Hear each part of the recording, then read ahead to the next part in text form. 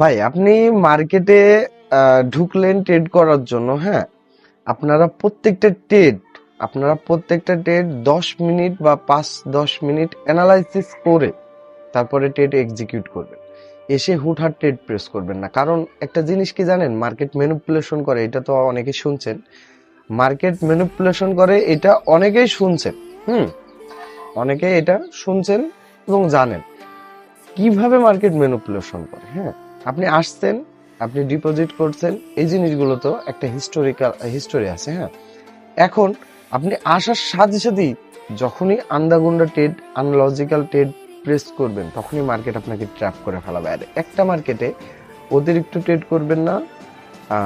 একটা market analysis করবেন, 15-20 minute analysis করে দুইটা ট্রেড এক্সিকিউট করবেন। দুইটা ট্রেডের বেশি কিন্তু এক্সিকিউট করবেন না, দুইটা ট্রেড এক্সিকিউট করে বের হয়ে যাবেন। আচ্ছা দেখেন, এইখানে আমার কিন্তু একটা প্রফিট হয়েছে। আমি আরেকটা ট্রেড আপের জন্য নিব। আমার সেফটি মার্জিন দেয় নাই, মার্কেট ধাপ করে উপরে উঠছে।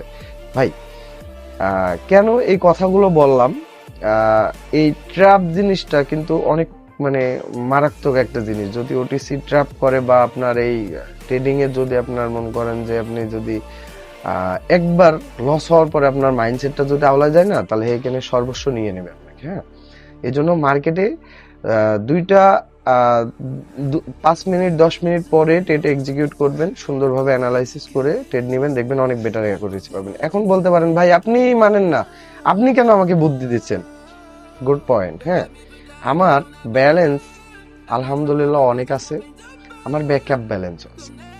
হুম, আমি অনেক কিছু জানি যেগুলো আপনি জানেন না। এখানে আমি আপনাদের সাথে কথা বলতে বলতে আমি কিন্তু দুইটাই লাইভে রেকর্ড চলতেছে। হ্যাঁ, আমার কথা বলতে বলতে আমি এখানে কিন্তু একটা সুন্দর একটা লোয়ার লো লেভেল পেয়েছি। এখান থেকে মার্কেট কিন্তু সুন্দরভাবে একটা রিজেকশন দিয়েছে।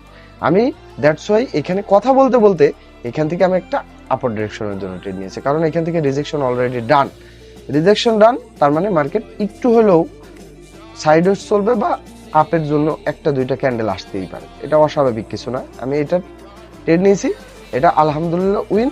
এর পরবর্তীতেও দেখলাম যে এটা হচ্ছে আমাদের বায়ার কন্টিনিউ ক্যান্ডেল, আমি পরবর্তীতেও আপের জন্য নিয়েছি। ভাই আমার জিনিসগুলো যদি আপনারা ধরেন, তাহলে আপনারা আগাইতে পারবেন না। কারণ আমি যতবার ফেল করছি, যতবার মানে বিপদের সম্মুখীন হয়েছি, অতবার আপনাদের সম্মুখীন হওয়া লাগবে না।